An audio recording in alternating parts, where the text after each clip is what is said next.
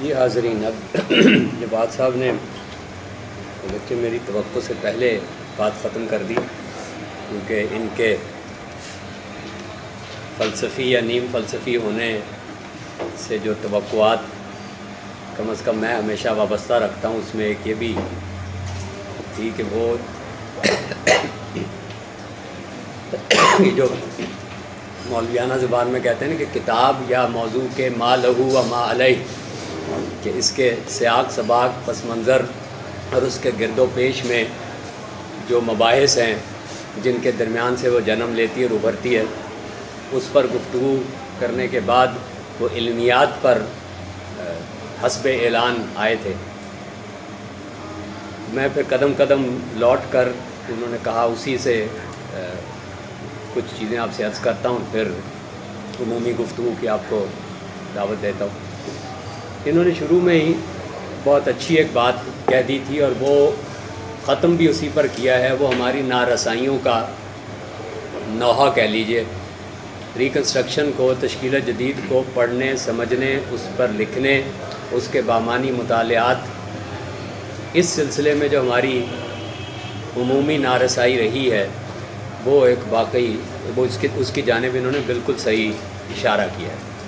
اس کے اسباب اور بھی ہو سکتے ہیں جو انہوں نے بیان کیے ہیں، لیکن ایک بہت بنیادی بات کی طرف انہوں نے شروع میں اشارہ کر دیا تھا، اور وہ یہ کہ اقبال خود کہتے ہیں اپنے خطوط میں بھی اور سٹیٹمنٹس میں بھی اور ریکنسٹرکشن کے بہت بعد تک بھی، کہ میں نے یہ لکھتے ہوئے ایک تو یہ میرے مخاطبین کون تھے یہ انہوں نے بتا دیا ہوا ہے کہ مغربی تعلیم یافتہ لوگ یا مغربی لوگ یا مغربی تعلیم یافتہ لوگ، یہ ایک بہت بامانی اشارہ ہے، اور آج ہم اس کی اس معنویت کو بالعموم مس کر جاتے ہیں، وہ چوک جاتی ہے چیز، کہ جب اقبال یہ کہہ رہے تھے تو اس سے ان کی مراد ایک خاص ذہنی ساخت جسے خوگر محسوس کا ذہن وہ شعری زبان میں کہتے ہیں، اور برٹش امپیریسزم کا تربیت یافتہ اس سے آبیاری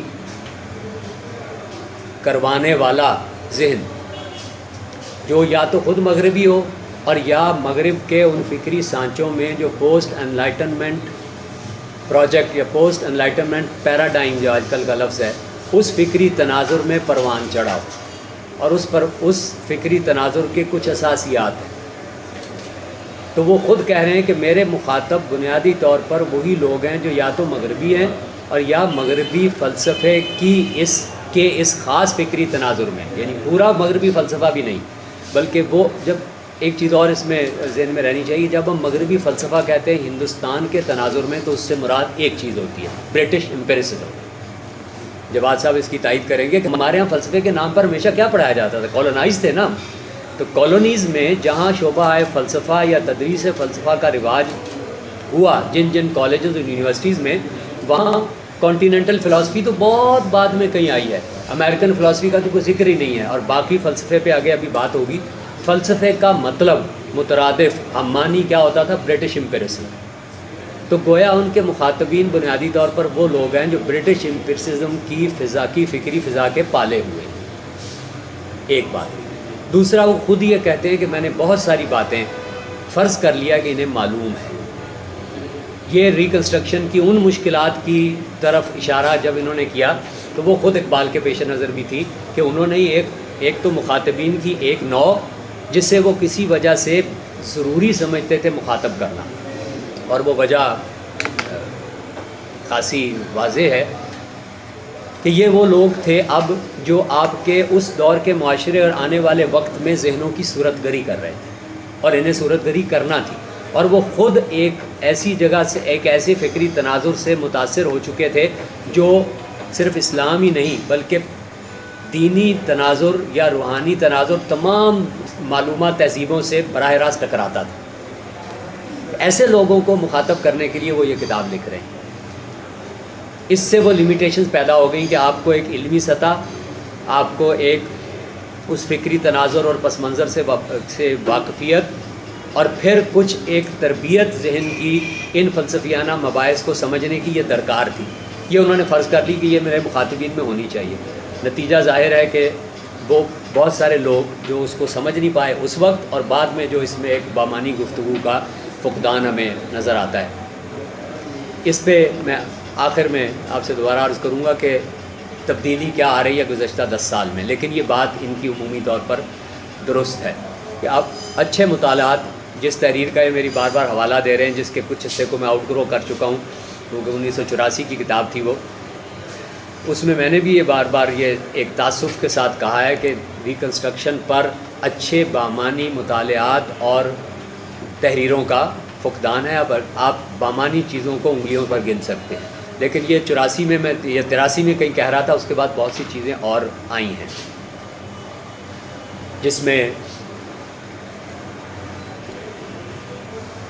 اگر آپ انہوں نے تو بالکل ریسنٹ کتابوں کا حوالہ دیا، اس میں ایک اہم ترین کتاب ڈاکٹر مستنصر میر کی ہے جو ہمارے ہی سرزمین کے فرزند ہیں لیکن مقیم امریکہ میں ہیں اور اتنے لائق آدمی ہیں کہ ان کی جو اصل میدان ہے وہ تو ہے قرآن سٹڈیز، عربی اور اسلامیات، لیکن انہوں نے عربی، فارسی، شعر سے اور دیگر مغربی زبانوں کے علاوہ ایک شعر اقبال سے اتنا زیادہ شغف ہے کہ 3 کتابیں اس پر لکھ چکے ہوئے ہیں. خاص طور پر وہ چیزیں ان کی بہت اہم ہیں جو انہوں نے اقبال کے منتخب اشعار یا نظموں کی شرح کی صورت اور ترجمے کی صورت میں لکھی ہیں، لیکن ان کی پوری کتاب Iqbal poet and thinker reconstruction کے بارے میں،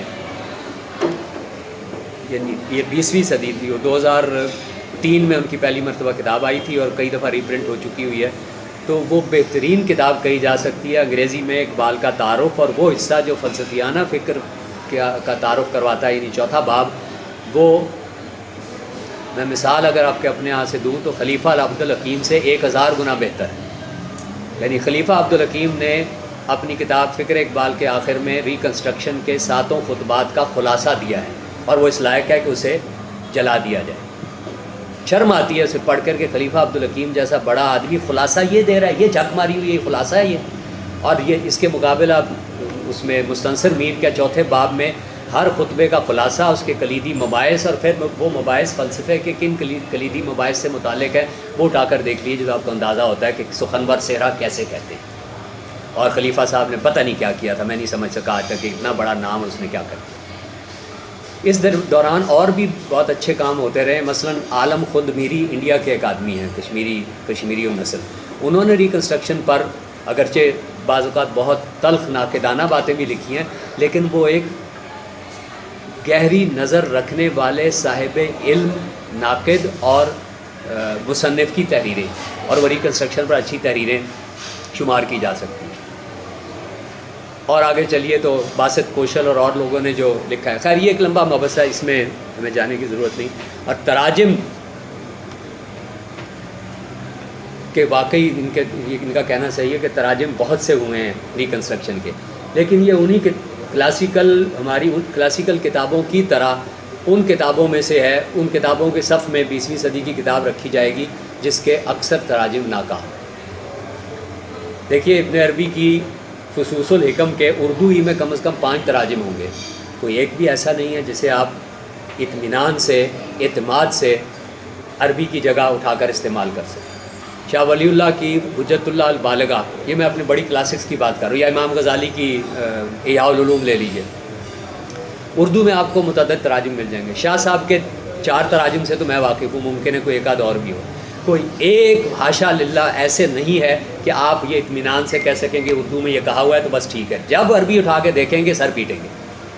یہی اس کے ساتھ ریکنسٹرکشن کے ساتھ بھی ہوا کہ اس کے غالباً 9 اردو ترجمے ہو چکے ہوئے ہیں، اور آج بھی سید نذیر نیازی صاحب کا کیا ہوا ترجمہ اپنی جملہ مشکلات کے باوجود، اپنا جملہ جسے عربی میں کہتے ہیں اغلاق، کہ اس پہ تالے لگے ہوئے ہیں جگہ جگہ، مغلق ہے، اور اصطلاحی بھاری بھرکم اصطلاحی الفاظ استعمال کرتا ہے. اس ساری چیزوں کے باوجود آج بھی وہ سب سے متن سے قریب فیتھفل بہتر ترجمہ ہے. اس کے بعد جتنے بھی ترجمے ہوئے ہیں، 4 ہندوستان سے اور 7 یا 6 ہمارے ہاں سے بشمول پنجابی کے، کوئی ایک ترجمہ بھی ایسا نہیں ہے جو ریکنسٹرکشن کو فیتھفلی اردو میں پیش کر رہا ہوں. یہی حال فارسی کا ہے. احمد آرام نے جب ترجمہ کیا اور اس کو آپ اٹھا کے دیکھیں تو شرم آتی ہے کہ اتنا بڑا مترجم, اس کا ایران کا چوٹی کا مترجم, اس نے ریکنسٹرکشن کے ساتھ ہی کیا کیا. میں نے ایک مرتبہ سید حسین نصر سے پوچھا کہ احمد آرام نے آپ کی بھی کئی کتابوں کا ترجمہ کیا ہے, اسلامک سائنس اور کسمولوجی اور فلاں اور فلاں, تو وہ تو بہت اچھے ترجمے جب بھی ملا کے دیکھا اس کو انگریزی سے, لیکن اس نے ہمارے آدمی کے ساتھ کیا کیا ہے کہ ریکنسٹرکشن کا ترجمہ کرتے ہوئے اتنا خراب ترجمہ کیا ہے کہ آپ کو فارسی میں سمجھ ہی کچھ نہیں آتا, اور جگہ جگہ حذف کر دیا ہوا ہے. تو ہنس کے کہنے لگے میں سر پہ جو بیٹھا ہوا تھا, ایک بار بیچارے کو پوچھے جو چیز ہے انہوں نے کر دیا. تو فارسی میں اس کے بعد 2 ترجمے اور ہو چکے ہوئے ہیں, لیکن اب جو ابھی یہ 20ویں صدی کی یہ پچھلی دہائی میں ہوئے ہیں وہ اس سے تو بہتر ہے احمد آرام سے, لیکن بہرحال اطمینان بخش نہیں. اچھا آگے اب آئیے جو علمیات کی انہوں نے بات کی, جس کو انہوں نے اپنا ریکنسٹرکشن کے مختلف موضوعات میں سے چنا اشارہ کرنے کے لیے, اس کی اہمیت کی طرف اشارہ کرنے کے لیے. تو اقبالین پروجیکٹ جو پورا ہے وہ تو ایک وسیع تر چیز ہے, لیکن وہ بہرحال ایک علمی چھتری کے تحت لایا جا سکتا ہے, اور وہ علمی چھتری علمیات ہی فراہم کرتی ہے, کیونکہ اس کے تحت وہ پھر باقی سارے جو تناظر یا باقی شعبہ علم کو خطاب کرتے ہیں اس ایک بنیاد سے اٹھا کر. لیکن اس سے پہلے میں ایک چیز کہنا چاہتا ہوں جو مجھے شعبہ فلسفہ میں پڑھتے ہوئے اپنے طالب علمی کے زمانے میں اور بعد میں جب اس سے نکل کر کچھ اور چیزیں دیکھنے کا موقع ملا, تو ایک جسے انگریزی میں کہتے ہیں نا روڈ شاک, ایک دھچکا لگا. وہ یہ تھا کہ ابھی انہوں نے بات کی وہ یونانی سینس پرسیپشن کو یا علم بالحواس کو دھوکہ بالعموم کہتے تھے اور اسے قابل اعتبار لائق اعتبار نہیں جانتے تھے.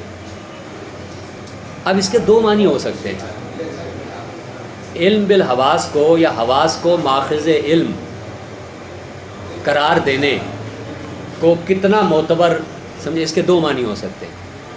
یہاں مجھے وہ دھچکا لگا تھا کہ ہمیں جو علم فلسفہ میں پڑھایا جاتا تھا, جو ہمارے اساتذہ بتاتے تھے, جو کتابیں ہمیں دی جاتی تھیں, مثلا رسل کی ہسٹری آف فلاسفی یا وینڈل بینڈ کی یا WT اسٹیس کی, یہی ساری اس زمانے میں کتابیں ہوتی تھیں, اور بھی بعد میں بہت ساری آ گئی. وہ جو بتاتی تھی اور جو ہمارے اساتذہ بتاتے تھے کہ یونانی فلسفہ اس مبحث پر یہ کہہ رہا ہے, یا افلاطون یہ کہہ رہا ہے, یا ارسطو کا نقطہ نظر یہ ہے. دھچکا یہ لگا کہ جب وہاں علم فلسفہ کی محدود فضا سے باہر نکل کر دیکھا, ارسطو کی کوئی چیز براہ راست دیکھنے کا اتفاق ہوا, یا افلاطون کے اقوال براہ راست اس کی کتابوں میں دیکھنے کا اتفاق ہوا, تو احساس یہ ہوا کہ وہ کون سا ارسطو تھا, وہ کون سا افلاطون تھا جو ہمیں فلسفے کی ایک کلاس میں پڑھایا جا رہا ہوتا تھا. یہ تو کچھ اور کہہ رہا ہے. یہ تو وہ نہیں کہہ رہا جو رسل ہمیں بتا رہا تھا کہ افلاطون یہ کہتا ہے. اس کا مطلب یہ ہے کہ ہم افلاطون کو اور بحیثیت مجموعی یونانی فلسفے کو رسل کی اینک سے, یعنی ایک خاص مغربی تناظر سے جو مغربی فکریات کے خاص عہد میں ایک خاص جگہ پر پیدا ہوا تھا, اس کی اینک سے دیکھ رہے تھے. اور چونکہ ہم وہی کالونائز ایجوکیشنل سسٹم میں پڑھ رہے تھے, تو ہمیں جو فلسفہ پڑھایا جا رہا تھا وہ امپیریسزم ہی تھا سارا. اسی کی اینک سے ہمیں پچھلا سارا سابقہ تاریخ فلسفہ بھی دکھائی جا رہی تھی, اور ہم ظاہر دیکھ رہے تھے ہمیں. اور کوئی جب باہر نکل کے دیکھا تو اندازہ ہوا کہ یہ کون سا افلاطون ہے بھائی, جو براہ راست یہ اپنے مکالمات میں یہ کہہ رہا ہے, تو ہمیں تو کلاس میں کچھ اور بتایا جا رہا تھا. اس کی ایک بہت ہی سنگین مثال میں آپ سے عرض کرتا ہوں. ایک آدمی ہے راما پی کمارا سوامی, بہت مشہور آدمی, اور وہ رینیگینو اور عسکری صاحب سے خاصا پہلے کا آدمی ہے. اس نے ظاہر ہندو مت پہ بہت کچھ لکھا, اس نے آرٹ پہ بہت لکھا, وہ آرٹ ہسٹورین بھی تھا اور بوسٹن میوزیم آف آرٹ کا مدت العمر ڈائریکٹر بھی رہا. بہت لائق آدمی تھا, اور اس کی اصل خوبی یہ تھی کہ وہ مغرب کی اور مشرق کی زبانوں اور ان کے بنیادی متون سے براہ راست استفادہ کر کے ان کے اقتباس پر براہ راست مبنی بات کر رہا ہوتا. اچھا, اس نے کتاب لکھی ہندوازم اینڈ بدھزم, چھوٹی سی کتاب. اس کتاب کا پہلا فقرہ میں آپ سے عرض کر رہا ہوں جو میرے ذہن میں چپک گیا ہمیشہ، کیونکہ میرے اس ذاتی مسئلے سے وہ متعلق تھا کہ ہمیں فلسفہ، ہمیں افلاطون، ہمیں ارسطو جو بتایا دکھایا جا رہا تھا یہ ان کی اصل کتابوں میں تو ہمیں نظر نہیں آ رہا۔ اس نے یہ فقرہ یوں لکھا کہ the best way to define Hinduism and Buddhism is to categorically deny whatever has been written by Hinduism about Hinduism by all the Western Orientalists۔ کہ اگر ہندو مت کو جاننا ہو، ہندو مت کی تعریف کرنا ہو تو اس کے لیے لازم ہے کہ آپ بصراحت اس سب لکھے ہوئے بتائے ہوئے کی تردید کرنے سے اپنا آغاز کریں جو مغربی مستشرقین نے ہندو مت کے بارے میں لکھ رکھا ہے، اور یہ سارے ادیان پر یہ لاگو ہے۔ اچھا کمار، اس کے بعد یہ اس نے ایک ایسے دعویٰ نہیں کر دیا کھوکھلا، اس کے بعد وہ براہ راست آپ کو جب اپنشد اور ویدوں کی عبارتوں سے بات کر کے بتا رہا ہے تو اچھا یہ تو رادھا کرشن تو یہ کہہ رہے تھے، اور رسل صاحب تو یہ فرما رہے تھے، تو وید تو یہ بول رہا ہے، اپنشد تو یہ کہہ رہا ہے۔ یہی یونانی فلسفے کے ساتھ بھی۔ اب میں جو بات کہنے لگا تھا کہ وہ اگر علم بالحواس کو یا حواس سے حاصل ہونے والے حاصلات کو، حاصلات علم کو معتبر نہیں جانتے تو اس کے ایک وہ معنی ہیں جو رسل وغیرہ نے ہمیں بتائے کہ وہ اسے دھوکہ کہتے ہیں، فریب نظر سمجھتے ہیں، فریب خیال کہتے ہیں۔ اس کے ایک اور معنی بھی جو ہیں جو ان کے ہاں سے پتہ چلتے ہیں اور وہ بالکل باقی ساری تہذیبوں کے تناظر سے عین مناسبت رکھتے ہیں، وہ یہ کہ حواس سے حاصل ہونے والا علم یا حاصلات اس کے وہ حاصلات علم جو حواس سے ہم تک پہنچتے ہیں یہ واحد نہیں ہے، ان سے بالا تر اور بھی ہے۔ یہ اور بالکل مختلف تناظر ہو جاتا ہے۔ یہ کہنا کہ یہ حواس حاصل ہونے والا علم تو ہے مگر اس کی کچھ محدودیتیں ہیں، اس کی کچھ حدود اور قیود ہیں، اور اس پر آپ it can not map all regions of reality, یہ انگریزی میں اگر آپ کہیں تو کہ یہ حقیقت کے تمام درجات کی میپنگ نہیں کر سکتا۔ یہ اور بات ہے کہنا، اس کے لیے یہ بے اعتبار ہے، آپ اعتبار نہیں کر سکتے، یہ بالکل اور بات ہے، اور یہ ساری روایتی تہذیبیں کہتی ہیں، اگر نہیں کہتی تو وہ اپنے آپ سے غداری کر رہی ہوتی ہے، کیونکہ جس لمحے آپ نے یہ کہہ دیا کہ حواس سے حاصل ہونے والا علم ہی آخری ہے اور وہ کاملاً معتبر ہے ان حقائق اور ان مراتب وجود کے لیے بھی جو ٹرانسینڈنٹ ہے، تو بات کچھ اور ہو جائے۔ خیر یہ تھا مسئلہ۔ اب یہاں ٹرانسینڈنٹ کا لفظ آیا کہ اقبال کا سارا پروجیکٹ جس کی ایک اہم ترین جز کی طرف جواد صاحب نے اشارہ کیا ہے، یعنی علم، وسائل علم، قوائے علم، حاصلات علم۔ کسی نے ایک بہت اچھا فقرہ کہا تھا کہ اس انسان کی معلومہ تاریخ میں ہمارے پاس کوئی تہذیب ایسی نہیں ہے جس نے، میں پہلے انگریزی میں دہرا دوں، no human collectivity has ever turned its back so systematically on transcendence as did the post Renaissance West۔ یعنی انلائٹنمنٹ کے زمانے کا اور پوسٹ رینیسانس ویسٹ کی جو مغرب جدید کی جو فکریات ہے، اس نے کائنات، ٹرانسینڈنس کیا چیز ہے، وہ جو مادے ٹائم سپیس میٹرکس کے علاوہ کسی اور درجہ وجود کا اس بات کرتی ہو اور اس کائنات کی تعبیر میں اس کو شریک رکھتی ہو۔ ٹرانسینڈنس سے اس طرح کسی نے اعراض نہیں کیا، اس طرح کسی نے منہ نہیں موڑا، اس کو پس پوچھ نہیں ڈالا جیسے مغربی تہذیب۔ اور یہ چیز، یہ رویہ ہے، یہ ہمیں مغربی تہذیب سے جب ہمارا فکری تصادم شروع ہوتا ہے یا آمنا سامنا ہوتا ہے، جو پہلے ترکی میں، پھر مصر میں، پھر ہندوستان میں سر سید سے پہلے، سر سید کے بعد اقبال تک پہنچتا ہے، تو وہ ایک بہت بڑا سوال یہی لے کے آتا ہے، اور یہ ساری بحثوں کی تہ میں ہے۔ میں ایک مرتبہ یہاں پہلے بھی عرض کر چکا ہوں کہ آپ اقبال کی ریکنسٹرکشن اٹھا لیں، ان کی شاعری اٹھا لیں اور اس سے پیچھے چلتے چلے جائیں تاریخ میں، آپ کو بڑے بڑے سوالوں اور مباحث کی تہ میں ایک ہی سوال گونجتا اور کار فرما نظر آتا ہے کہ حقیقت کیا ہے، واٹ از ریالٹی۔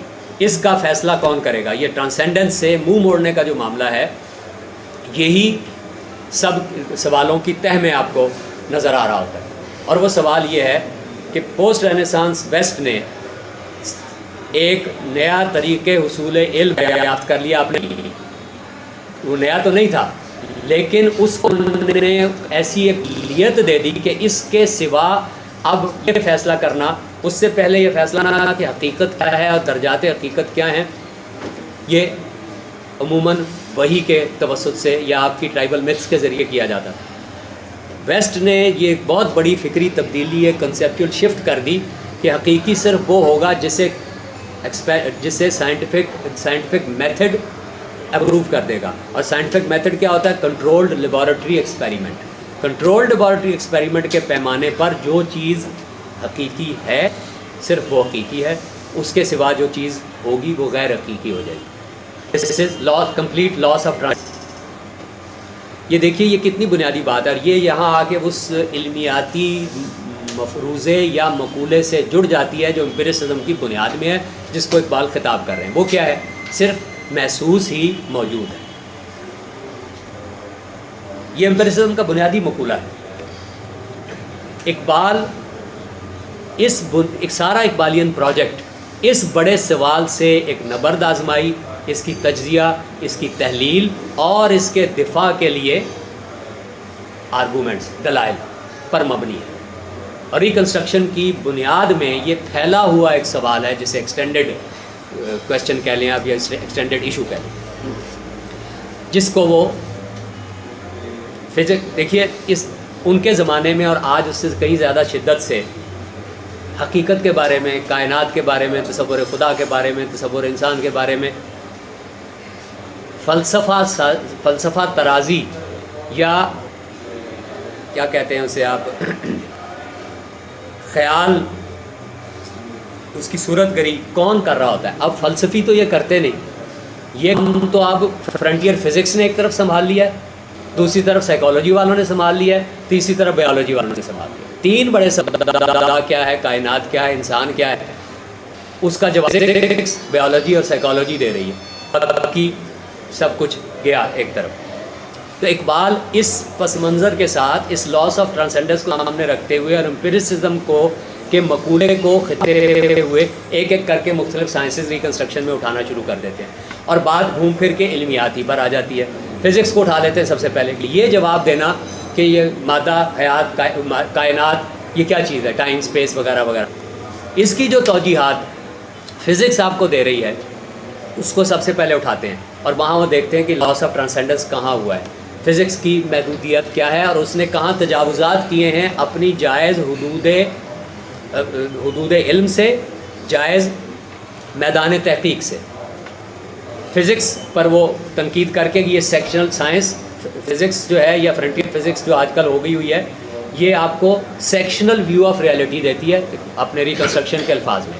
اور سیکشنل ویو آف ریئلٹی درست ہوتا ہے اس سیکشن کے لیے جس سے وہ اٹھایا گیا ہے. جس لمحے آپ اسے اٹھا کر یونیورسلائز کرتے ہیں اور ایک کلیت اس سے پیدا کرنے کی کوشش کرتے ہیں تو وہ غلط ہونا شروع ہو جاتا ہے. اور یہی سب سے بڑی خامی جدید علوم میں، بالخصوص فزکس میں اور اس کی تعبیر کائنات میں. اس کے بایولوجی کو اٹھاتے ہیں کہ انسان یہ شعور کیسے پیدا ہو رہا ہے، اب انسان کیسے پیدا ہو رہا ہے. وہ اس کی جو نامیاتی تشریح کرتی ہے کہ گرم سے پیدا ہونے اور اس کے بعد میوٹیشن آف سپیشیز ہوتے ہوتے ڈارونین ایوولوشن تک، اس کو اقبال اسی بنیاد پر توڑتے ہیں کہ اس میں کیا خامی ہے اور کہاں اس سائنس نے اپنی جگہ تجاوز کیا. اس کے بعد تیسری بڑی چیز آتی ہے کہ شعور انسانی کیا ہوتا ہے. شعوری انسانی کے لیے سائیکالوجسٹ، بلکہ آج آگے بڑھ کر نیورو سائنس، وہ ایک بڑا کمپلیکس آف سائنسز بن گیا ہوا ہے جو صرف سائیکالوجی نہیں لے کے رہ گیا ہوا ہے. وہ آپ کو بتانے کی کوشش کرتی ہے کہ شعور کیا ہے، شعور کا اوریجن کیا ہے یا نہیں ہے، جو بھی اس کا. وہ فرائیڈین اسکول پیچھے رہ گیا، اس کے بعد یونگین آ گیا، یونگین کے بعد پوسٹ یونگین نے آ کے ان کی تابوت میں کیل ٹھونک دی. اب کچھ اور شروع ہو گیا، نیورو سائنس وغیرہ وغیرہ وغیرہ.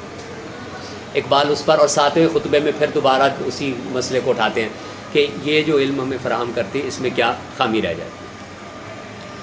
یہاں انہوں نے ایک بات کی، وہ برگساں اور وجدان اور عقل کے اس کے ترقی یافتہ ہونے کی صورت.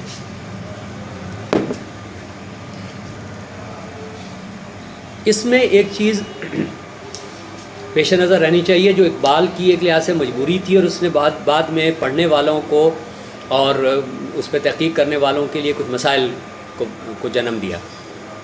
وہ یہ کہ جب اقبال لکھ رہے تھے اس وقت تک میٹا فزکس کو، مشرقی خاص طور پہ ادیان کی، مابعد طبیعت کو، یا یوں کہہ لیجیے کہ عرفانی چیزوں کو بیان کرنے کے سانچے انگریزی زبان میں وہی میسر تھے جو اورینٹلسٹوں نے کچھ بنا رکھے.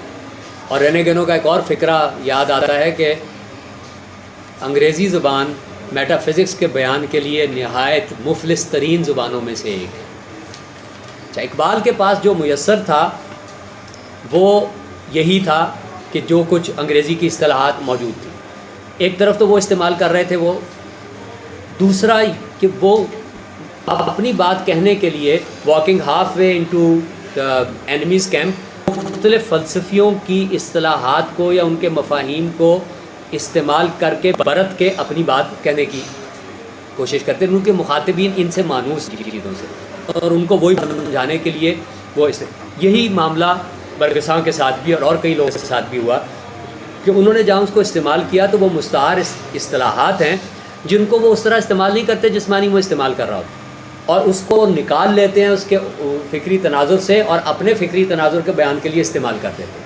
اس کا بڑی گھپلا پیدا ہو جاتا ہے. اب یہ مثال کہ وجدان عقل کی ایک ترقی یافتہ صورت ہے، یہ اردو ترجموں میں اسی طرح ملتا ہے.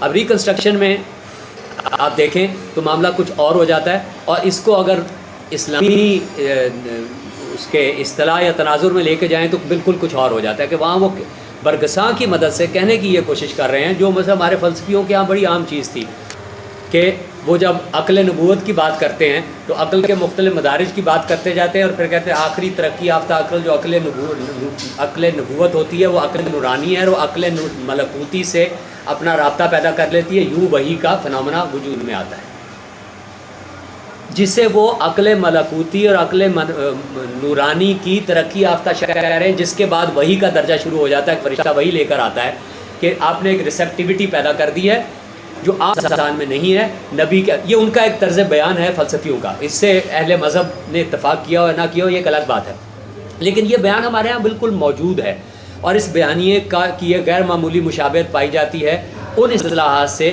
جن کو برگساں کے ہاں ہمیں ملتی ہیں. اس فرق کے ساتھ جس کی انہوں نے بڑی خوبی سے اس کو داد دی جانی چاہیے، بڑی خوبی سے بات کی کہ برگساں کے ہاں یہ چیز تو موجود ہے وجدان، لیکن غور کیجئے کہ وہ وجدان جو ہے وہ جبلت کی سطح میں پیوست ہے، نہ کہ یہاں ہمارا جو پیراڈائم ہے کیا کہ عقل، عام عقل، عقل حیوانی، عقل جیسے روزمرہ کی عقل کہتے ہیں، عقل جزوی، عقل کلی، عقل ملکوتی، عقل نورانی، اور پھر آگے عقل نبوی جو فرشتہ وحی کے ساتھ متصل ہونے سے وصول کرتی ہے. یہ اور بات ہے، اور وہ اس کو ایک جبلت کے ٹول کے طور پر استعمال کر رہا ہے وجدان کو.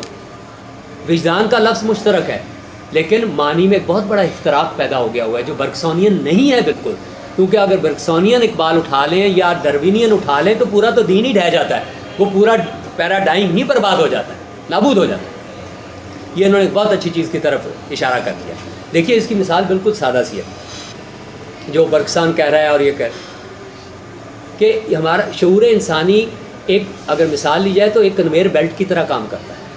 کنویئر بیلٹ کے اوپر جس طرح آپ چیزیں رکھتے جاتے ہیں وہ چیزیں آپ کے ذخیرہ شعور یا خزینہ شعور کے اندر چلتی ہوئی داخل ہوتی ہے. اب کنویئر بیلٹ کے اوپر آپ حاصلات یہ سینس سے حاصل ہونے والے مواد کو رکھتے جائیں، وہ اب ہاریزنٹلی ایک چیز آ رہی ہے جو کنویئر بیلٹ پہ رکھی جا رہی ہے اور وہ آپ کے خزینہ شعور میں داخل ہو رہی ہے.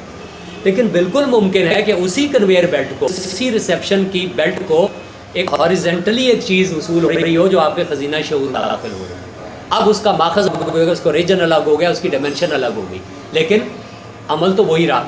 ہمارا جو بیانیہ تھا فلسفیوں کا وہ اس کو اس طرح بیان کر رہا تھا کہ شعور انسانی یوں کام کر رہا ہے اور یوں پھر وہ ایک ٹرانسینڈنٹ ڈائمنشن سے متصل ہو کر اسی کنویئر بیلٹ پر کچھ اور حاصلات کو وصول کرتا ہے جو سینس ڈیٹا سے الگ ہوتے ہیں، جو سینس ڈیٹا نہیں دے سکتا، اس کی ڈومین سے نہیں ہو.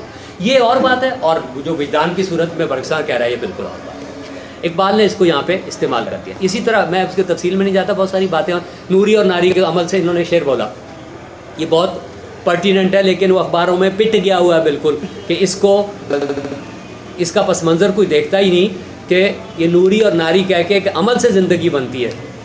یہ خاکی اپنی فطرت میں نہ نوری ہے نہ ناری ہے. اقبال ایک بہت بنیادی میٹا فزیکل اسلامک کانسیپٹ, بلکہ وہ سب ادیان میں اس کی طرف اشارہ کر رہے ہیں کہ غور کیا جائے تھوڑا سا تو کائنات کی کوئی اور مخلوق ایسی نہیں ہے جس میں یہ چیز پائی جاتی ہو.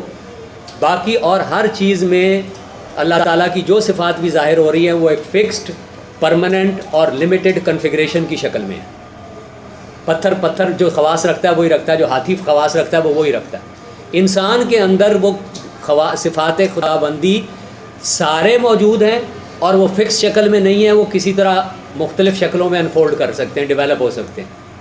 یہ صلاحیت کسی اور کے پاس نہیں ہے. یہی اس کی اشرف المخلوقات ہونے کی جڑ ہے, یہی اس کا وہ بار امانت ہے جو اسے دیا گیا تھا, اور یہی اس سے اسفل السافلین کے امتحان میں بھی لے جاتا ہے.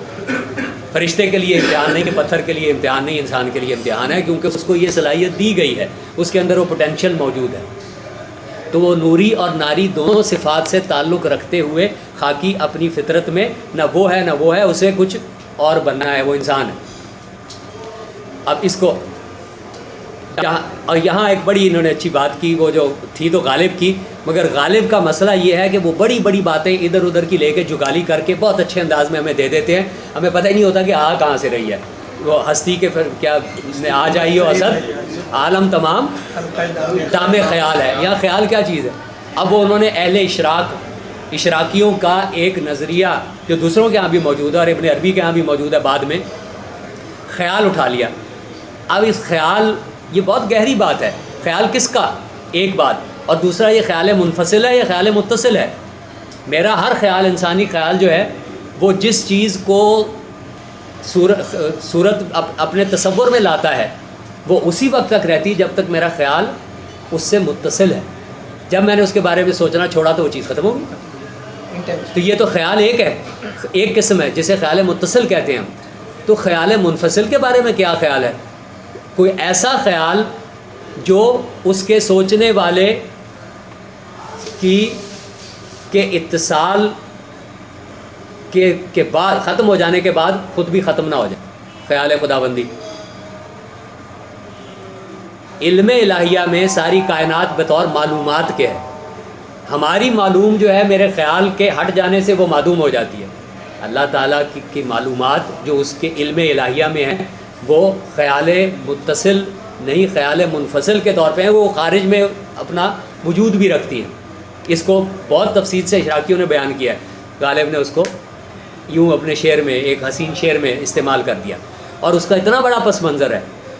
عالم تمام حلقہ دام خیال ہے. کس کا خیال, خیال خداوندی. عالم تمام معلومات الہیہ کا خارجی ظہور ہے. وہ ایک اشراقی نظریے کو, عام اشراقی تصور کو یوں بیان کر رہے ہیں, اور آج کے ہمارے بالکل نہیں پتہ کہ یہ ایک بہت بڑا زمانے کا اشراقی تصور ہے. اب اسی طرح کی ایک چیز, ارسطو کی باتیں بہت پھیلتی چلی جاتی ہیں.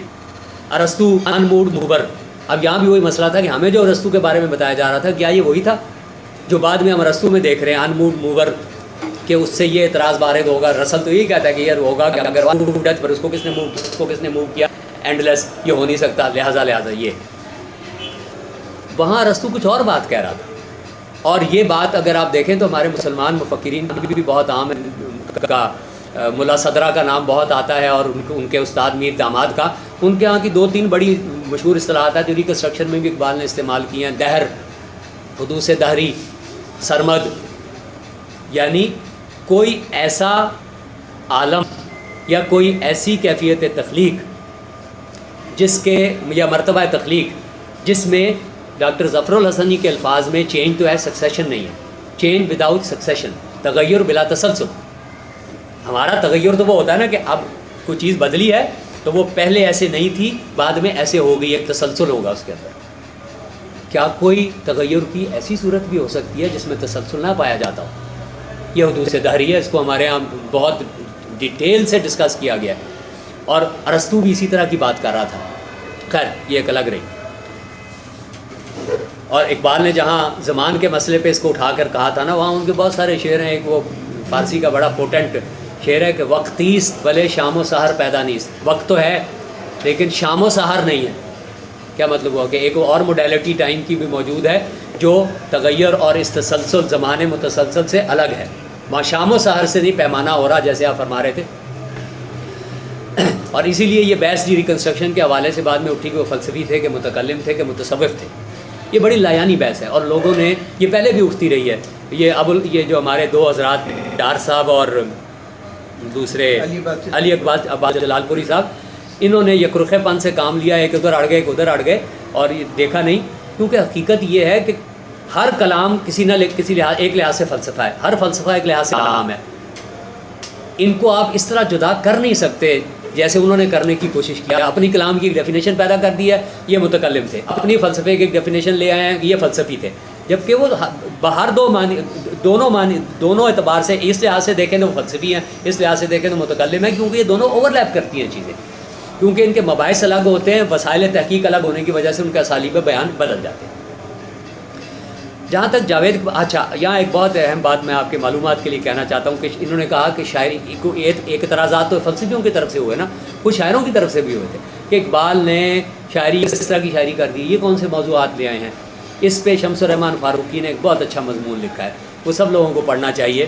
اور اس سے صرف ایک بات پتہ چلتی ہے کہ یہ جو لوگ شاعری اعتراض کر رہے تھے اقبال پر, ان کا ذوق شعر کتنا پست ہو گیا تھا اور ان کے الفاظ میں مضافاتی, کسباتی, بلکہ اس سے بھی نیچے کوئی لفظ ہو سکتا ہے وہ ہو کے رہ گئے.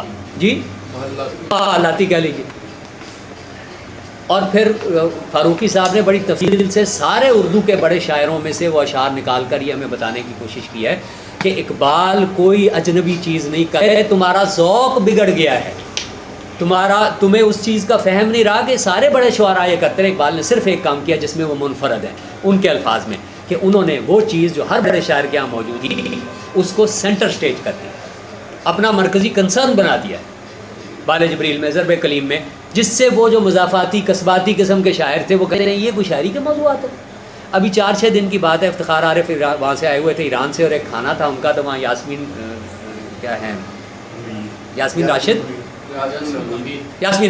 یاسمین حمید اور پروفیسر خورشید رضوی صاحب جن کا آپ نے حوالہ دیا, وہ ایک بحث کر رہے تھے کہ فیض کی ایک مشہور نظم ہے, اس کی تعبیر یا اس کے معنی پر گفتگو ہو رہی تھی اور دو بالکل متضاد باتیں کہی جا رہی تھی. یاسمین حمید کا نقطہ نظر یہ تھا جس کو وہاں خورشید صاحب نے اٹھایا اس مجلس میں, کہ یاسمین کہتی ہیں کہ یہ فیض کی جو نظم ہے, تو مجھے نظم یاد نہیں ہے, جس کہہ رہے ہیں کہ یہ حسن, محبت, عشق, انسانی تعلقات, مرد و زن کا یہ تعلق, یہی اصل موضوعات ہیں جو شعر کا میدان ہے, جو شاعر کا میدان فکر ہیں. اس کے سوا یہ کاروبار دنیا اور بڑی بڑی باتیں اور حقیقت کائنات, یہ اس کی دنیا نہیں ہے. موضوع سخن. اچھا, یاسمین کا کہنا یہ تھا کہ یہ ان کی شعریات یا ان کے تصور شعر کا بیان ہے فیض کا, دس از اے اسٹیٹمنٹ. خورشید صاحب کہتے تھے کہ یہ ہو نہیں سکتا کہ فیض جیسا آدمی اتنی اتری ہوئی بات کہے.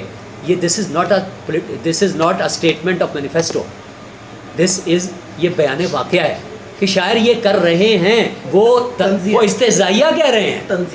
اب وہ اڑی ہوئی تھی کہ نہیں یہ تو اسٹیٹمنٹ ہے, شاعر ایسا ہی ہوتا ہے, شاعری چیز ہے صرف. میں نے کہا افتخار عارف کا سارا دماغ, یہ بیٹھے ہوئے ہیں, ان کی جو کلیات آئی ہے اس پہ تو پھر وہ شاعری پہ پوری نہیں اترتی, انہیں سے پوچھ لیجیے. بہرحال وہ حال نہیں ہو, یاسمین مان کے نہیں, وہ اڑی ہوئی تھی اسی پر. ہمارے شاعروں کا اعتراض بھی یہی تھا, اور اس کا ہمارے فاضل صاحب نے بہت اچھا جواب یہی دیا کہ ذرا اپنے پرانے شاعروں کے دیوان اٹھا کر دیکھ لو, ان کے ہاں یہ سارے عناصر موجود ہیں جس کی وجہ سے تم اقبال کو مودع اعتراض سمجھ رہے ہو.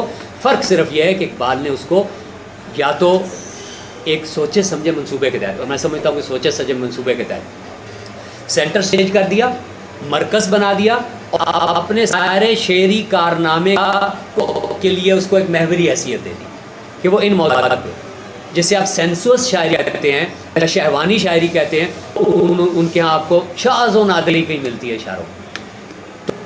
یہ دوسرے شعراء کے ہاں بھی موجود ہے. وہاں انہوں نے مثال دی مسجد قرطبہ کا, وہ سب سے بڑا شعر جو زبان زد عام ہے, اور اس کے وہ عشق دل مصطفیٰ والا جو شعر ہے, میر صاحب کے دیوان میں عشق کی ردیف کی 2 غزلیں ہیں صرف, اور ایک غزل آپ اگر نکال لیں, دونوں غزلوں میں اس مفہوم کے ہیں, اور اس کو کہیں بھیڑا دیں بغیر بتائے ہوئے کہ کس کی ہے, تو وہ لگتا ہے کہ اقبال نے اس شعر کا میر صاحب کے بالکل ترجمہ کر دیا ہوا ہے لفظی. ایک طرف خود آتا ہے, ایک طرف لاتا ہے, کتاب ہے عشق, بالکل اس شعر کا لفظی, اقبال کا شعر ان کا لفظی ترجمہ لگتا ہے. تو فاروقی صاحب یہ بتانے کی ہمیں کوشش کر رہے تھے کہ شاعروں کی طرف سے آنے والے اعتراضات ان کی کور نگاہی, کم نگاہی اور بے ذوقی کی وجہ سے پیدا ہوئے ہیں, کیونکہ وہ اس چیز سے نامانوس ہو گئے ہوئے تھے کہ شعر یہ بھی کہتا ہے کہ ہماری جو اتنی بڑی حکمت, شعر حکمت کی, وزڈم پوئٹری کی ٹریڈیشن ہے جو ثنائی اور تار سے شروع ہو کر اقبال پر ختم ہو رہی ہے یہاں پر آ کے, اور بھی لوگ ہیں, وہ آخر یہ کچھ کرتی آئی تھی نا, تو اگر شاعری یہ نہیں ہے تو وہ لوگ کیا کر رہے تھے. اچھا, اب رہ گیا عسکری صاحب کا معاملہ. آپ لوگوں میں سے کسی نے عسکری صاحب کی ذاتی لائبریری نہیں دیکھی. وہ بیدل لائبریری کو ڈونیٹ کر دی گئی ہے. میں نے کوشش کی تھا اسے یہاں لانے کی, لیکن وہ نہیں ہوا, ان کے بھائیوں میں جھگڑے ہو گئے بار. اینی وے, بیدل لائبریری میں ہے. اور مجھے ان کی زندگی کے فوراً بعد وہ ابھی ان کے گھر میں پڑی ہوئی تھی, ان کے بہنوئی کے پاس, دیکھنے کا کچھ موقع ملا تھا. اور جب وہ بیدل لائبریری چلی گئی تو دوبارہ تفصیل سے دیکھنے کا موقع ملا. یہ ٹھیک ہے کہ انہوں نے اقبال پر براہ راست کچھ نہیں لکھا, لیکن ان کی لائبریری میں سے اگر کلیات اقبال ان کی پڑھی ہوئی نکالی جائے اور ریکنسٹرکشن نکالی جائے تو آدمی بالکل دنگ رہ جاتا ہے. سرخ ہوئی ہے بالکل. ریکنسٹرکشن اتنے غور سے پڑھی ہوئی ہے, اور اس پہ اپنے نوٹس لیے ہوئے ہیں, اور کلیات کو اتنے غور سے پڑھا ہوا ہے, اور وہ سرخ سے لکھتے تھے اور پرواہ نہیں کرتے تھے کتاب کا کیا اشور ہو رہا ہے. رینے گینو کی ساری کتابیں, اس کی پرنس آف شوان کی ساری کتابیں, حسین نصر کی جو اس وقت کتابیں آ چکی تھیں ان کی وفات سے پہلے تک, ساری اسی طرح پڑھی ہوئی ہیں, جس پہ سرخ قلم سے, سرخ روشنائی سے بے تحاشا لکھا ہوا ہے. اور اقبال کے بارے میں وہاں ایک جگہ کہتے ہیں کہ کسی اور جگہ کو خطوط میں بھی غالباً آفتاب احمد خان کو کہا ہے کہ اب تو مجھے اقبال بھی میری تسلی نہیں کر رہا. اس وقت ان پہ ایک جو ٹرانزیشن کا فیز تھا نا اس زمانے میں انہوں نے لکھا ہے, تو اقبال پر انہوں نے لکھا, اور جو چیزیں آپ وہ ان کی پڑھیں تو وہاں اندازہ ہوتا ہے کہ وہ کس عقیدت کے ساتھ پڑھ رہے تھے. لیکن یہ بات ٹھیک ہے کہ ہمیں معلوم عام طور پہ نہیں ہے, کیونکہ انہوں نے اپنی باقی تحریروں میں اس کی طرف جو پبلش چیزیں ہیں اس کی طرف وہ آئے نہیں. جاوید اقبال صاحب نے ریکنسٹرکشن کے بارے میں کہا تھا, جنہوں نے کوٹ کیا ہے, وہ ایک غلط فہمی پر مبنی ہے, اور وہ میں نے کئی مرتبہ موجودگی میں بھی کہا اور ان سے تنہائی میں بھی کہا. ٹھیک ہے کہ سعودی عرب میں اپنے سلفی مسلک کی وجہ سے فلسفے کو بالعموم ناپسند کیا جاتا ہے, اور اس کی زد میں غزالی بھی آ جاتے ہیں اور باقی لوگ بھی آ جاتے ہیں. فلسفی تو آتے ہی ہیں, غزالی علماء میں شامل ہونے کے باوجود اس کی زد میں آتے ہیں. وہاں ہوا صرف یہ تھا, ایسی بات نہیں ہے کہ اس پہ کفر کا فتویٰ دے دیا گیا تھا, اس کا پڑھنا ممنوع تھا یا جلا دیا گیا تھا. وہاں ایک کانفرنس ہوئی تھی, اور اس کانفرنس میں ایک کوئی سوڈانی کوئی مقرر تھا, اس نے اس طرح کی بات کہہ دی. ظاہر اختلافی آراء اقبال کے بارے میں اور سلفی وہابی ناقدین ان کے وہاں بھی پائے جاتے ہیں. وہ یہاں کے اخباروں میں رپورٹ ہو گئی آؤٹ آف کانٹیکسٹ, اور اس کو یوں سمجھ لیا گیا کہ یہ سعودی عرب کی کوئی سرکاری پالیسی بن گئی ہوئی ہے. ایسی کوئی بات کبھی بھی نہیں ہوئی. اور وہ کتاب جس کا حوالہ دیا جاتا ہے بالعموم, وہ میں نے ان کے سننے کے بعد باقاعدہ مصر سے منگوا کر دیکھی, وہ محمد البہی کی کتاب. تو وہ تو برعکس نکل آیا معاملہ. منچے می سرائم تمبورا منچے می سرایت, وہ کتاب تو اقبال کی مدلل مداحی ہے سیدھی کی سیدھی. انہوں نے مغرب کی فلسفیانہ پیراڈائم کو تنقید کرتے ہوئے اقبال کو استعمال کیا, اقبال کے دلائل استعمال کیے, اور وہ ہرگز پتہ نہیں کس نے غلط فہمی پھیلا دی کہ محمد البہی نے ان پر تنقید کیا. میں نے پھر اس کے ساتھ متعلقہ ابواب کا ترجمہ کروا کے اقبالیات میں چھپوا بھی دیا. ایک چھپ گیا ہوا, دوسرا اس کی قسط جو یہ بتاتی کہ محمد البہی تو ان کے بہت بڑے مداح اور حامی اور ان کی فکر کو عربی میں منتقل کرنے والے ہیں.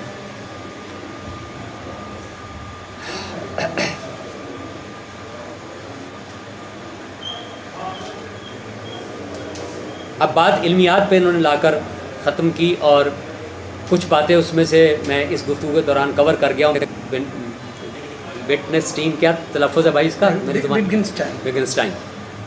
یہ اتفاق سے اس وقت وہاں ہوتا تھا جو اقبال کیمبرج میں پڑھنے کے لیے گئے تھے, لیکن ان کے رابطے کا کوئی ہمیں آج تک ثبوت نہیں ملا. زمانہ ان کا تقریباً آس پاس کا ہی تھا, اور وہ ٹرینٹی کالج ہی کے اندر چونکہ اقبال تھے, اور ٹرینٹی کالج میں ہی یہ موجود تھے. ان کا کمرہ آج تک موجود ہے وہاں پہ. اقبال کی تو صرف یادداشت لگی ہوئی ہے نا کہ یہاں پہ یہ اس نے جو یہ بات کی کہ لینگویج گیمز والی، کہ فلسفے کو تصوف کی لینگویج گیم استعمال نہیں کرنی چاہیے، لینگویج کانٹیکسٹ استعمال نہیں کرنا چاہیے، اور دین والوں کو سائنس کا نہیں استعمال کرنا چاہیے، یہ اب ان کا نقطہ نظر تھا. اور وہ چونکہ پازیٹیوزم کی وکالت کرنے، اب اس نے بعد میں پھر وہ بھی تو پلٹا کھا گیا نا. اب ارلی اس کا زمانہ اور بعد کا زمانہ، اس میں خاصا بہت بڑا فرق آ گیا. کن چیزوں کو، وہ بڑے سلپری لوگ ہیں کہ وہ کون سی چیزوں کو ڈسون کر دیا تھا، اس سے رجوع کر لیا تھا، اب کس کو پکڑے کس کو چھوڑے. لیکن یہ جو بنیادی بات تھی، یہ اس زمانے کی اس کو غالباً کہی ہوئی ہے کہ ایک لینگویج کانٹیکسٹ کو دوسرے میں استعمال نہیں کرنا چاہیے. لیکن یہ تو ہمارے ہاں بہت عام ہوتا رہا ہے، اور ریکنسٹرکشن میں یہ ہوا ہے. آپ نے ٹھیک اس کا حوالہ دیا کہ وہ فلسفے کی اصطلاح کو، اچھا پرانے اگر دیکھیں تو تب بھی یہ بہت عام ہے. ابن عربی کے جانشین صدر الدین نونوی، اور اس زمانے کے سب سے بڑے ابن سینا کے یعنی پیریپیٹیٹک مشائی فلسفی نصیر الدین توسی، دونوں ہم عصر ہیں، اور دونوں کے درمیان مکالمات ہوتے ہیں، اور دونوں ایک دوسرے کی لینگویج گیم یا لینگویج کانٹیکسٹ یا نیریٹو. اس کے لیے بہتر چیز یہ ہے کہ میٹا نیریٹو کے اندر جو چھوٹے نیریٹوز ہوتے ہیں ان کو مخلوط نہ کیا جائے. تو وہ دونوں تو ہمارے ہاں تو بڑی کامیابی سے کر رہے تھے کہ ابن عربی والے لوگ جو تھے وہ فلسفے کی اصطلاحات لے کر، ان کا نیریٹو لے کر، ان کی لینگویج کانٹیکسٹ لے کر وہ بات، وہ تعبیر حقائق، وہ بیان حقائق ان تک منتقل کرنے یا مکالمے کی شکل دینے کی کوشش کر رہے تھے جو فلسفیوں کے عام مروج تھا. اور وائس ورسا، کیونکہ فلسفی اہل تصوف کی میٹا فزکس، دیکھیے اس میں کلام، فلسفہ اور تصوف تین یکے بعد دیگرے آنے والے مکاتب فکر ہیں جنہوں نے انہی فکریات، انہی موضوعات سے اعتنا کیا ہے. سب سے پہلے کلام والے آتے ہیں، اس کے بعد فکری آتے ہیں، اس کے بعد ہماری تاریخ فکر میں اس کے بعد اہل تصوف وہ آتے ہیں جنہوں نے تھیوریٹیکل یا عرفان نظری پر کام کیا، اور وہی خدا کیا ہے، کائنات کیا ہے، اس کا تعلق کیا ہے، انسان کیا ہے، معاد کیا ہے، فرشتے کیا ہے، جنت جہنم کیا ہے، وجود کا، اب ان کے الفاظ میں فلسفیوں کے کہیں تو وجود کیا ہے، وجود کے مباحث کیا وغیرہ وغیرہ، انہی پر بات کی مگر اپنے مختلف انداز میں. تو یہ اس طرح تاریخی ترتیب میں بعد میں آتے ہیں، اور ان کے ہاں یہ تبادلہ خیال کی یہ صورت جو مختلف لینگویج کانٹیکسٹ استعمال کرتی ہے یا وہ بہت عام رہی ہے. انڈسٹرین کا یہ ہوگا اقبال نے انہوں نے ٹھیک کہا کہ یہ استعمال کیا ہے، اور اس سے کچھ الجھنیں بھی بعد میں پیدا ہوئی. آخری بات یہ کہ میرا مشاہدہ یہ ہے، اور میں اس میں کسی حاصل علمیت کا دعویٰ نہیں کر رہا، ایک ڈیسک پہ بیٹھنے اور ایک کرنے کی وجہ سے بہت ساری چیزیں کے کان میں پڑتی رہتی ہیں، آپ کو حاصل ہوتی ہیں، آپ بہت ساری معلومات اکٹھی کر لیتے ہیں. میرا مشاہدہ یہ ہے کہ گزشتہ 10 سال میں یا شاید اس سے بھی زیادہ ریکنسٹرکشن پر 80 سال انہوں نے کہا نا کہ 80 سال میں یہ ہوا کہ جن لوگوں نے لکھا تھا ان کو سمجھ نہیں آیا، تو اس کے لیے کچھ تیاری کی ضرورت تھی، جو ہم باتیں کرتے رہے. لیکن گزشتہ 10 سال میں ہم ایک احیاء دیکھ رہے ہیں، اثر نو بازیافی دیکھ رہے ہیں، اور ریکنسٹرکشن پر دوبارہ سے توجہ دینے کا ایک عمل ہمارے سامنے آ رہا ہے. سمپلی اگر آپ نیٹ پہ ایک سرچ کر لیں پچھلے 10 سال میں ریکنسٹرکشن پر کتنے کورسز آفر ہوئے ہیں دنیا بھر میں پاکستان کی بات نہیں کر رہا، پاکستان میں بھی ہے، کتنے کورسز آفر ہوئے ہیں، کتنے سیمینار آفر ہوئے ہیں، کتنے ایکسٹینڈڈ ورکشاپس ہو رہی ہیں، کتنی اس کی اسٹڈیز ہوئی ہیں، کتنے اس پر سیمینار یعنی وہ جو تقریروں کی شکل میں وہ ہوئے ہیں. اور ایک اور بڑی چیز جو کسی بات کی غماز ہے کہ ریکنسٹرکشن زندگی میں پہلی مرتبہ یہاں سے چھپی عطر چند کپور سے، جس میں 6 تھے لیکچر. کے بعد ان کی زندگی میں جب انہوں نے 7واں ایرسٹوٹیلین سوسائٹی میں 1930 میں یا 32 میں جا کر دے دیا انگلینڈ میں، تو 34 میں ایک دفعہ پھر چھپی کتاب جس میں اب 7 تھے اور 6 کا لفظ نکال دیا گیا. Reconstruction of religious thought in Islam, printed by Oxford university press 1934. 34 سے آج 2014 ہے، کتنے سال ہو گئے؟ 80 سال. ویسٹ کی اکیڈمیا میں یہ کتاب دوبارہ کبھی نہیں چھپی، غائب ہو گئی. ہم لوگ اس کو شیخ اشرف ری پرنٹ کرتے رہے، اس کا مصلح کرتے رہے. اس کے بعد وہ شیخ سعید صاحب کو اللہ جوار رحمت میں جگہ دے، انہوں نے اس کے اینوٹیشن کے ساتھ چھاپ دیا. میں نے اپنے دور میں وہاں سے اظہار ثقافت اسلامیہ سے چھاپ دی. ویسٹ کی دنیا کے لیے یہ کتاب غائب ہو گئی. میں اس اثر و توجہ کی ایک مظہر کے طور پہ آپ کے سامنے رکھ رہا ہوں کہ 80 سال کے بعد ایک مین سٹریم ویسٹرن اکیڈیمیا کی پریس اسٹینفرڈ یونیورسٹی پریس نے ہمارے بعد 2 سال کے مکالمے اور اصرار کے بعد اس کو وہاں سے چھاپا ہے. اچھا، نہ صرف لمز کو آپ اٹھا کے دیکھ لیں، لمز سیکولرزم کا سب سے بڑا پاکستان میں مرکز ہے، اور لاسٹ بیسٹین، لاسٹ آخری آماجگاہ کہی جاتی ہے کہ وہ ایک لوزنگ بیٹل صحیح، لیکن بہرحال آج بھی لمز سیکولرزم کا سب سے بڑا چیمپئن ہے پاکستان میں. لمز کے اندر پچھلے 7 سال سے ہر سال ریکنسٹرکشن پر فل کریڈٹ کورس 4 کریڈٹس کا ہوتا ہے نا، وہ آفر کیا جا رہا ہے ان ڈیپتھ. یہ تو مسلسل ہے. اس کے علاوہ اوکیجنل کورسز فلسفے اور اس کے تحت سوشیالوجی کے تحت وہ سال میں 2-3 آفر ہوتے ہیں جو ریکنسٹرکشن کے جو یہ ذیلی مباحث یا بنیادی مباحث یا پس منظر کے مباحث ہیں، سائنس، ریلیجن، سائنٹیفک امیجینیشن، یہ ماڈرن فلاسفی، پوسٹ ماڈرنزم، یہ امپیریسزم وغیرہ وغیرہ، اس پر اسپیسیفک کورسز جو ریکنسٹرکشن کو سمجھنے میں آپ کی مدد دیتے ہیں، یہ لمز میں آفر ہو رہے ہیں.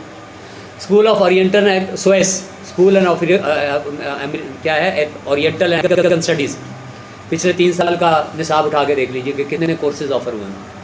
نیٹ پہ چلے جائیے، لوگ جو تقریریں کریں. تو گویا اس وقت ریکنسٹرکشن پھر سے ایک مرتبہ مرکز توجہ بن رہی ہے اقبال کے میجر فلسافک میگنم آپس کے طور پہ، اور اس لیے کہ وہ آج کے ان فلسفیانہ مباحث جن کو سائنسدان بھی اٹھا رہے ہیں، سوشل سائنسز میں جن کا للہ ہے، اور سوشل سائنسز میں پیدا ہونے والا جو بہت بڑا ایک غریب خلا ہے جس کو ڈبیٹ کیا جائے گا، سب سے بڑا اس وقت جو خلا پیدا ہوا ہے وہ ہے lack of meaning, social sciences میں بھی اور معاشرے میں بھی، فکریات میں بھی. اس کو ڈبیٹ، اس کے لیے ریکنسٹرکشن پر دوبارہ توجہ دینا ویسٹ کی ایک اپنی فکری ضرورت، اور اس کے اندر وہ جو ایک بند گلی میں پہنچ گیا ہے پوسٹ ماڈرنزم، اور بیانڈ پوسٹ ماڈرنزم کی دنیا تک آتے آتے اس میں ریکنسٹرکشن کی معنویت کا یہ ایک اعتراف کی صورت میں یہ ساری توجہ کا ہمیں عمل نظر آتا ہے، چاہے وہ پبلک کی چھیت کی دنیا ہو، چاہے وہ تدریس کی دنیا ہو، چاہے وہ مطالعات کی دنیا ہو، چاہے وہ نیٹ کی دنیا ہو. یہاں میں اپنی ان سے زیادہ طویل تقریر کی معذرت کے ساتھ خاموش ہوتا ہوں اور آپ کو دعوت کلام دیں.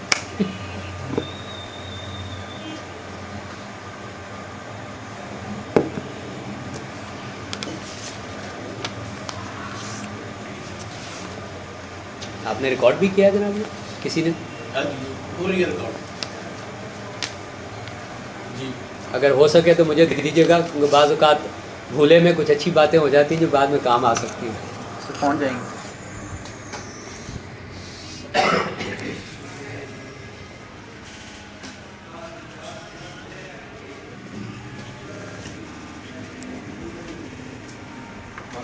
میزبان منہ چھپا کے جا رہا ہے، چائے کے لیے کہنے جا رہا ہے؟ میرا خیال تھا کہ اب کوئی کیونکہ گفتگو نہیں ہو رہی تو میں جا کے چائے کے لیے کہہ دوں. اچھا، مسئلے کو پورا کرنے کے لیے حالات گفتگو کر دیتے ہیں. آپ نے پکڑا خوب ہے. بخاری سب کچھ ہے. میں گفتگو کے آغاز کے لیے یعنی کمنٹ میں آ رہی تھی تفصیلی بحث ہوتی ہے، ایک ہلکی سی تجویز ہے.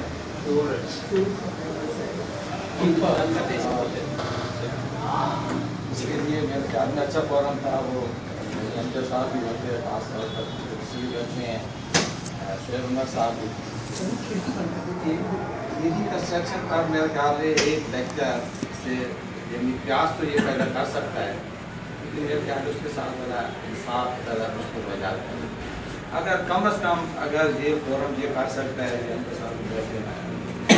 تک 7 لیکچر ہیں، اور کم از کم اگر ایک لیکچر کا یہاں ارینج کر دیا جائے اور اس سے پہلے ہر آدمی تھوڑا سا اس کے بارے میں پڑھ گیا ہے. مثال کے طور پر اگر ایک اسلام ہے تو ایک آدمی اس پہ گفتگو کرے، اور اگر اس کے بعد اگر کوئی یعنی اس قسم کی ایک اس کا کلیکٹیو لیکچر ہو تو وہ میرے خیال میں زیادہ افلوٹ ہو، کیونکہ اتنا پھیلا ہوا موضوع ہے. بلکہ ہر جو لیکچر ہے وہ خود ایک بڑا تقاضا کرتا ہے. دبستان اقبال نے ایسے کیا، 7 الگ الگ لیکچر کر دیے مختلف لوگوں سے. ہاں وہی، چونکہ آپ کے پاس ایسے افراد موجود ہیں جو اقبال پر اتھارٹی ہیں یا کم از کم بہت زیادہ وہ جانتے ہیں. तो अगर इस तरीके से जाए मेरे ख्याल से ये बहुत बड़ी वो हो जाएगी। वैसे ये चौथा प्रोग्राम है आपका। हाँ, नहीं, रिकंस्ट्रक्शन पे नहीं की ना, बाकी पैसे का फोकस करके रिकंस्ट्रक्शन की।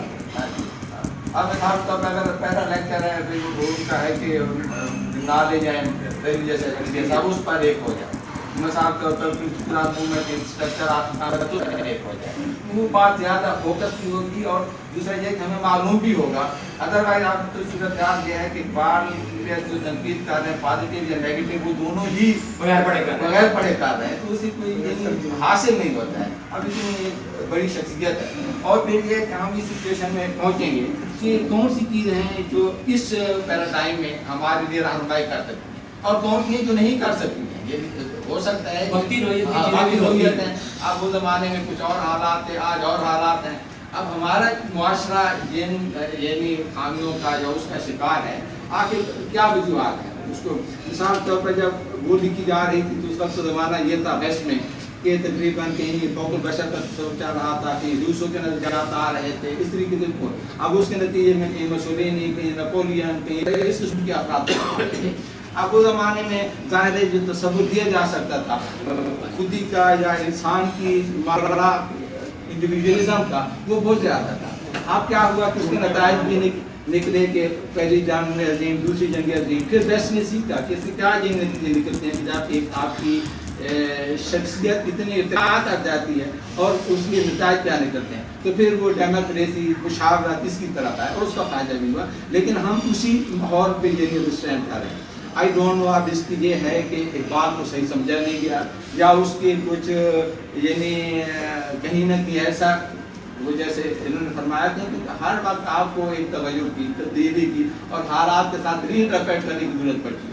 या ये है कि खुदी का क्या मफहूम था जो एक बात समझाना चाहते हैं, और आज के ज़माने में कि ऐसा ना हो कि वो जो ये जो हमारे चट्टानों के शाहीन पैदा हो रहे हैं तो वो कहीं ज़्यादा इफ्तिकार न कर दें। यही सूरत हाल यही पैदा हो रही है। आप इस तरकीब को थोड़ा सा बदल लें तो ज़्यादा बामानी हो जाएगी। चटानी शाही की तरह गैर मुतगय्यर बात ना समझ रहे हो। ये एक छोटी सी ये तजवीज़ थी ना, तो बहुत लंबी बात अब इससे करना मेरे ख्याल में ज़्यादती होगी। जहाँ इतना आप फरमाते हैं हमने तो फैसला नोट कर लीजिए जी, तजवीज़ नोट। तो बात तो सही है कि एक तो इस सारी तो आपकी वीडियो का हमें फ़ायदा ये हुआ, हमने भी कई दफ़ा कोशिश की पहले इंग्लिश में पढ़ने की, वो ना समझ आई, फिर उसकी उर्दू प्रैक्टिस पढ़े और मुझे के साथ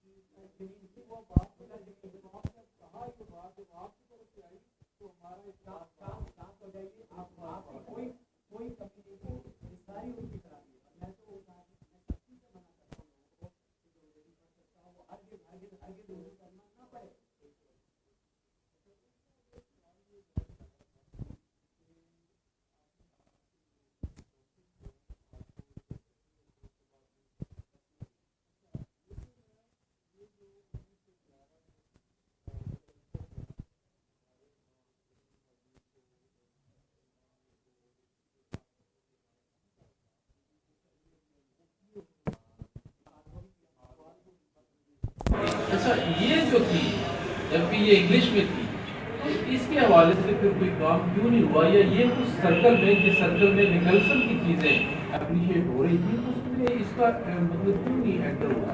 हालांकि सब्जेक्ट वाइज तो मतलब उसको नहीं, इसका सब्जेक्ट का बड़ा फर्क है। निकलसन, आर्बरी वगैरह ये जो लोग थे इनका मौजूद फलसफा था ही नहीं, ये तो दूसरा था।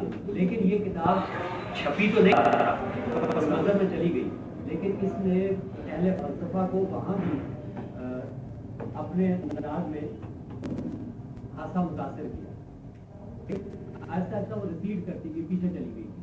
अब इसका तो दूसरा मेरे था कि जैसा कि टाइम के हवाले से, वक्त के हवाले से हम सारे फिलोसफी के स्टीफन हॉकिंग की जो किताब है रिलेटिविटी ऑफ टाइम, उस अगर फिजिक्स वो की जो थ्योरी है वो एक लीनियर है या एक सर्कल में मूव कर रहा है, उस दोनों को उसने भी रिजेक्ट किया है अपनी किताब में कि, और वो मिसाल देके भी रिजेक्ट किया है कि उसका ज़मान के साथ, ज़मान का मकान के साथ भी कोई ताल्लुक नहीं। کیونکہ وہ اس میں ایک مثال بھی دیتا ہے کہ مثلاً اگر آپ ایک ٹرین چل رہی ہے اور اس ٹرین میں آپ ایک بال ٹرین میں پھینکتے ہیں تو ایک جگہ پہ وہ گرتی ہے، تو اس کے بعد جب وہ آگے جا کے گرتی ہے تو یہاں پہ کوئی شاید وہ 10 فٹ کا فاصلہ، لیکن اس کا ریفرنس زمین سے لیا جائے تو ہو سکتا ہے وہ مطلب آدھ کلو میٹر آگے یا مطلب 40 کلو میٹر آگے جا کے، تو یہ زمان کے ساتھ ملا کے وقت کا تصور ہے اس کو بھی اس نے ریجیکٹ کر دیا، لینئر موومنٹ کو بھی اس نے ریجیکٹ کر دیا کہ اگر وہ لینئر موومنٹ اگر وہ آگے کی طرف چل رہا ہے وقت جو ہے تو کسی وقت اگر وہ پیچھے کی طرف چلنا شروع ہو گیا تو پھر وہ اس میں مثال دیتا ہے کہ بڑھاپے سے جوانی سے بچے بھی اور پھر دین واٹ ول ہیپن، مطلب یہ اس نے کہا کہ یہ بڑے شکرانہ انداز ہے اس وقت کے تصور کو بیان کرنے کا، لیکن جب فزکس بھی اگر یہ بات کرتا ہے اور اقبال کے ہاں بھی یہ بات جو چل رہی ہے تو اب اقبال 1934 سے پہلے کی یہ بات کر رہے ہیں، یہ لوگ جو ہیں یہ تو اب آ کے بات کر رہے ہیں آئنسٹائن کے بعد کی جو چیز ہے اس میں بات کر رہے ہیں، تو پھر ہم اقبال کی اس تصور کو اس کانٹیکسٹ میں کہاں پلیس کریں، کوئی ریلیونسی بنے گی اس کی یا مطلب نہیں بنے گی؟ اس پہ جیسے میں نے کہا کہ آپ پورا ایک مباحثہ کروائیے اور میں نام بھی سجیسٹ کر دیتا ہوں، آپ نم سے ڈاکٹر باسط کوشن کو بلائیں۔ اچھا اس میں ایک چھوٹی سی عرض میری بھی ہے، وہ یہ ہے کہ یہ جو ابھی آپ نے فرمایا تھا نا کہ لوگ یہ کہتے ہیں کہ فلسفے کی اصطلاحات مذہب والے کو استعمال نہیں کرنی چاہیے، علم کلام والوں کو وہ نہیں کرنا چاہیے، وہ ایک صاحب کہتے تھے یہ جن کا نام لے رہے تھے، لیکن اس میں وہی ہے جو انہوں نے بات کی ابھی اضافے میں اسی کو آگے بڑھوں گا، یہ جو ماڈرن کاسمولوجسٹ ہیں جن کو اب فزکس اب نہیں کہتے، اب کونیات دان کہتے ہیں، اب تو وہی فلسفی ہیں ہمارے، وہی فلسفی ہیں، وہی یہ بیچارے تو ریٹائر ہو چکے ہیں، ان کے تو ڈپارٹمنٹ پڑھ رہے ہیں وہاں پہ، تو یہ آئنسٹائن سے جو شروع ہوتی ہے اور وہ ہاکنگ تک ابھی تک آئی ہے، اور ابھی آگے وہ آگے جو وہ کون سی کیا یار وہ تھیوری جس میں ڈاکٹر کلام نے کام کیا تھا، کوانٹم نہیں مطلب کوانٹم کے آگے جو یونیفائڈ تھیوری ہے نا، یونیفائڈ، تو یہ جو ہیں یہ وہی اصطلاحات استعمال کر رہے ہیں، یعنی ابھی میں نے پچھلے گزشتہ دنوں اس کی ہاکنگ کی ایک نئی شاید کتاب آئی ہے گرینڈ، اس میں نے کہیں پڑھا، اور اس سے پہلے کی ایک کتاب ہے اس کا نام بھائی آپ نے بتایا یا اچھا، وہ اس میں مطلب یہ بات واضح طور پہ کہتا ہے کہ یہ کہنا کہ یہ وقت اور زمان اور مکان جو ہیں یہ مطلب ہمیشہ سے اسی طرح سے ہیں اور اسی طرح چلتے رہیں گے، ہمارا مطلب کہ سائنسدانوں کا بھی اور دوسرے لوگوں کا بھی یہی خیال ہے، اس نے کہا کہ نہیں یہ دونوں چیزیں مخلوق ہیں، یعنی یہ دونوں چیزیں ٹائم بھی اور اسپیس بھی، یہ دونوں جو ہیں یہ خلق کیے گئے ہیں، یہ اپنے آپ ہمیشہ سے ایسے نہیں، یعنی کائنات جو ہے وہ ایک بہت پرانی بحث ہے کہ حادث ہے کہ قدیم ہے، تو وہ یہی کہتا ہے کہ یہ حادث ہے، یہ قدیم نہیں ہے، کیونکہ بگ بینگ جب ہوا تو اسی سے ٹائم اینڈ اسپیس جو ہے وہ دونوں پیدا ہوئے۔